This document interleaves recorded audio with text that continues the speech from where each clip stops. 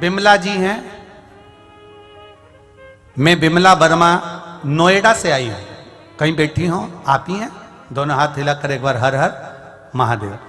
मैं बिमला वर्मा हूं, नोएडा से आई हूं गुरुजी।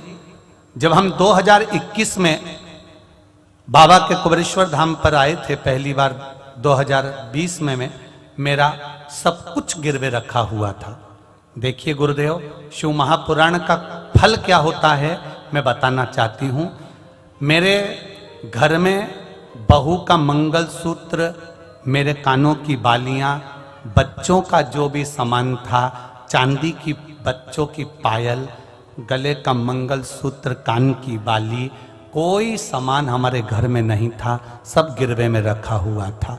मकान, जमीन, जायदाद कुछ भी नहीं। मेरा बेटा वृंदावन में ही काम करता है, उसका काम धंधा भी बंद हो गया था, कुछ भी नहीं था।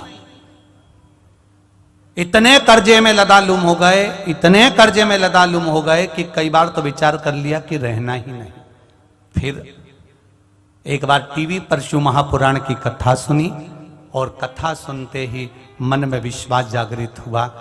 सीहोर गए, कुबेरेश्वर बाबा की धरा पर कथा सुनी, विनती करी और निवेदन करा, बाबा आप कंकर शंकर के रूप में विराजमान होते हो। शिव महापुराण में गुरुजी कहते हैं कि जो मांगा जाता है वो देता है। मेरा कर्जा पूरा चुकवा दीजिए। घर में मंगलसूत्र तक मेरे गले में पहनने के लिए नहीं, मेरी बहू के गले में भी मंगलसूत्र पहनने को नहीं, कान में बाली नहीं। सब हंसते हैं बाबा। बाबा मैं ये 2022 की इस कथा में कंजरी गांव में इसलिए आई हूं क्योंकि मेरे बाबा ने जो 2020 का कर्जा था 2021 से चुकाना चालू कर दिया और आज 2022 में पूर्ण तरह से कर्जे से मुक्त हो गई। तो मैं यहाँ प्रणाम करने आई हूँ। बैठिए बहन। श्री शिवाय नमस्तुभ्यम। मैं नोएडा से आई हूँ, बाबा को प्रणाम करने के लिए आई हूँ और बाबा से विनती करने आई हूँ।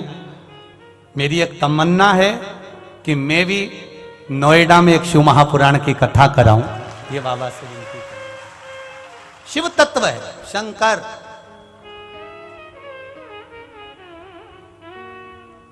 एक लाइन आपने अच्छी लिखी दीदी, कर्जा कोई दूसरा नहीं चुकाया, स्वयं मेरा महाकाल आया और वो चुका कर गया। आज मैं वापिस मंगलसूत्र और बालियां पहन रही हूं।